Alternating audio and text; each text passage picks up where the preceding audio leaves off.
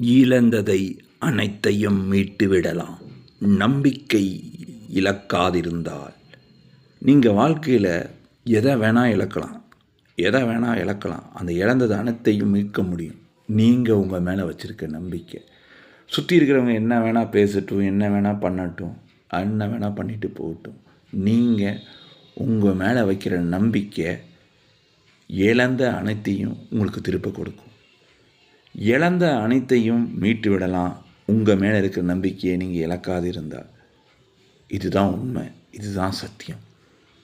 நம்பிக்கைங்கிறது மற்றவங்க நம்ம மேலே வைக்கிற விஷயம் இல்லை, நம்ம மேலே வைக்கிற விஷயம். உன்னை நம்பினால் உன்னுடைய எதிர்காலம் மாறும்.